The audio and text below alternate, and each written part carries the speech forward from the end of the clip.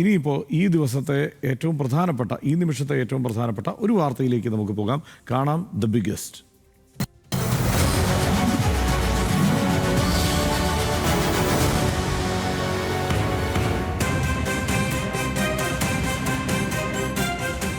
LDFിനോടുള്ള നിലപാട് കൂടുതൽ മയപ്പെടുത്തി ലത്തീൻ കത്തോലിക്ക സഭ JB കോശി കമ്മീഷൻ ശുപാർശകൾ നടപ്പാക്കി എന്ന സർക്കാരിൻ്റെ അവകാശവാദം തെറ്റാണെന്ന് ലത്തീൻ കത്തോലിക്ക സമുദായത്തിന് ബോധ്യപ്പെട്ടു. എന്നാൽ അത് സർക്കാരിന് തിരിച്ചടിയാവില്ല. കമ്മീഷൻ റിപ്പോർട്ട് അംഗീകരിച്ചു എന്നത് തന്നെ നാഴികക്കല്ലാണ്.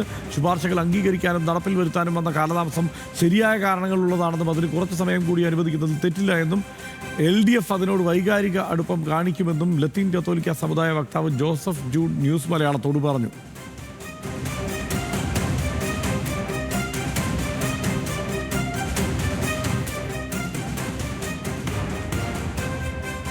ക്രൈസ്തവ സഭകളുടെ പൊതു ആവശ്യമായിരുന്നു ക്രൈസ്തവ സമൂഹത്തിന്റെ പിന്നാക്കാവസ്ഥ പഠിക്കാൻ കമ്മീഷനെ നിയമിക്കുക എന്നത്.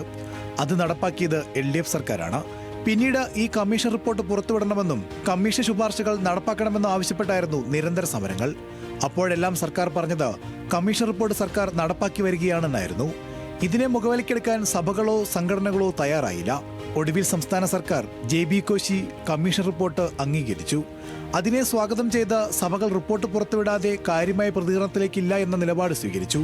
ഒടുവിൽ ക്രൈസ്തവ സഭകളുടെ നേതൃത്വവുമായി മുഖ്യമന്ത്രി നടത്തിയ ചർച്ചയ്ക്ക് പിന്നാലെ റിപ്പോർട്ട് പൂർണ്ണമായും സർക്കാർ പുറത്തുവിട്ടു.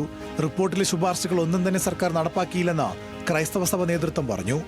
കമ്മീഷണർ റിപ്പോർട്ടിലെ ശുപാർശകളും സർക്കാരിന്റെ അവകാശവാദവും തമ്മിൽ പൊരുത്തക്കേടുകളുണ്ടെന്ന് ലത്തീൻ കത്തോലിക്ക സഭ വക്താവ് ജോസഫ് ജൂഡ് വ്യക്തമാക്കി. ഗവൺമെന്റ് ഇതിനകം തന്നെ നടപ്പിലാക്കിക്കൊണ്ടിരിക്കുന്ന പ്രോഗ്രാംസ് ആണ് JB കോശി കമ്മീഷന്റെ ശുപാർശകൾ നടപ്പിലാക്കി എന്ന് പറഞ്ഞ് ഗവൺമെൻറ് സൂചിപ്പിക്കുന്നത്.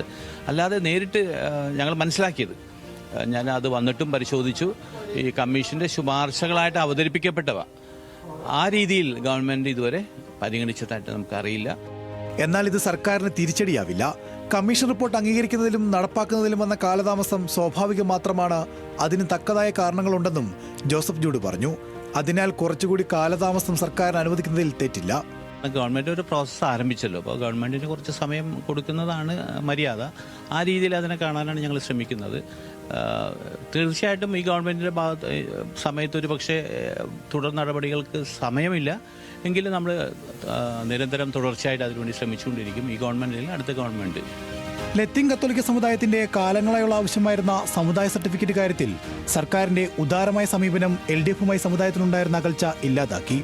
ഇതോടെ സമദൂരം പരസ്യമായി പ്രഖ്യാപിക്കുമ്പോഴും സംസ്ഥാന സർക്കാരിനെതിരായ നിലപാട് സ്വീകരിക്കേണ്ടെന്നാണ് ലത്തീൻ കത്തോലിക്ക വിഭാഗത്തിന്റെ തീരുമാനം.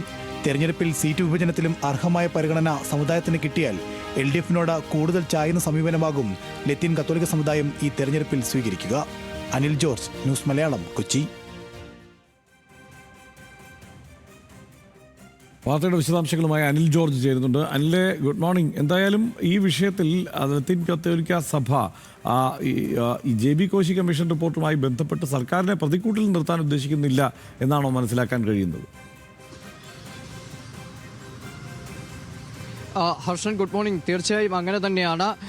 കാരണം ഈ JB കോശി കമ്മീഷൻ റിപ്പോർട്ടിനോടൊപ്പം തന്നെ സർക്കാർ പരിഗണിച്ച ചില വിഷയങ്ങൾ ലത്തീൻ കത്തോലിക്ക സമുദായത്തെ സംബന്ധിച്ചിടത്തോളം നിർണായകമായ ചില തീരുമാനങ്ങളായിരുന്നു. അതിലേറ്റവും പ്രധാനപ്പെട്ടത് ലത്തീൻ കത്തോലിക്ക സമുദായ സർട്ടിഫിക്കറ്റിൻ്റെ കാര്യത്തിൽ സർക്കാർ സ്വീകരിച്ച നിലപാടായിരുന്നു.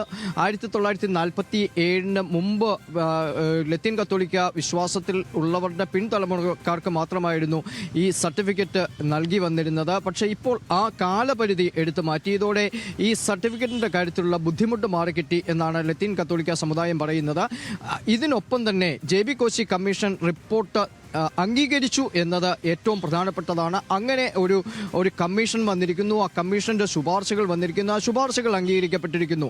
ഇത് തന്നെ ക്രൈസ്തവ സമുദായത്തെ സംബന്ധിച്ചിടത്തോളം ഒരു നിർണായകമായ നാഴികക്കല്ലായി കാണണം എന്നാണ് ലത്തീൻ കത്തോലിക്ക സമുദായം പറയുന്നത്. മറ്റൊരു സർക്കാരായിരുന്നെങ്കിൽ ഇങ്ങനൊരു കമ്മീഷൻ വരുമായിരുന്നു, ആ കമ്മീഷൻ ശുപാർശകൾ അംഗീകരിക്കപ്പെടുമായിരുന്നു എന്ന കാര്യങ്ങൾ കൂടി പരിഗണിക്കേണ്ടതുണ്ട് എന്ന് അവർ പറയുകയും ചെയ്യുന്നു. അതിനാൽ തന്നെ സമദൂരം എന്ന നിലപാട്, രാഷ്ട്രീയ നിലപാട് അങ്ങനെ തന്നെ തുടരുമ്പോഴും സർക്കാരിനെ പ്രതിക്കൂട്ടിലാക്കുന്നു അല്ലെങ്കിൽ സർക്കാരിനെതിരായ ഒരു വികാരം ഉണർത്തിവിടുന്നതായ ഒന്നും ഉണ്ടാവില്ല എന്ന നിലപാടിലേക്കാണ് ലത്തീൻ കത്തോലിക്ക സമുദായം മാറുകയും ചെയ്യുന്നത്. ഒപ്പം തന്നെ അവർ പറയുന്ന മറ്റൊരു കാര്യം, ഈ സാമുദായിക പരിഗണന സ്ഥാനാർത്ഥി നിർണയത്തിൽ കൂടി കൃത്യമായ നിലയിൽ നൽകിയാൽ അത് ആ രാഷ്ട്രീയ പാർട്ടിയോട്, ആ മുന്നണിയോട് ഉള്ള കൃത്യമായ ഒരു താല്പര്യം തന്നെ ലത്തീൻ കത്തോലിക്ക സമുദായം പരസ്യമായി തന്നെ പ്രഖ്യാപിക്കുമെന്ന് സമുദായം വ്യക്തമാക്കുകയും ചെയ്യുന്നു. ഇതിനൊപ്പം ഒരേ മണ്ഡലത്തിൽ തന്നെ രണ്ട് മുന്നണികൾ ലത്തീൻ കത്തോലിക്ക സമുദായത്തിൽപ്പെട്ട സ്ഥാനാർത്ഥികളെ പരിഗണിച്ചാൽ ആ സ്ഥാനാർത്ഥിയുടെ വ്യക്തി മികവും ഒപ്പം സ്ഥാനാർത്ഥിയുടെ സമുദായത്തോടുള്ള ആ കൂടും പരിഗണനാ വിഷയമാക്കും എന്നും അവർ പറയുകയും ചെയ്യുന്നു. ഏതായാലും ഈ ശുപാർശകൾ അംഗീകരിക്കുകയും ശുപാർശകൾ നടപ്പാക്കുകയും ചെയ്യുന്നതിൽ സർക്കാരിന് കുറച്ചുകൂടി സമയം അനുവദിക്കുക എന്നതൊരു സാമാന്യമായ മര്യാദയാണ് എന്ന നിലയിലാണ് ലത്തീൻ കത്തോലിക്ക സമുദായം കാണുകയും ചെയ്യുന്നത്. അതായത് ഈ സർക്കാർ തന്നെ തുടർന്നാലോ അല്ലെങ്കിൽ ഈ സർക്കാരിൻ്റെ സമീപനം തന്നെ തുടർന്നാലോ അതിനോട് വിയോജിപ്പുണ്ടാവില്ല.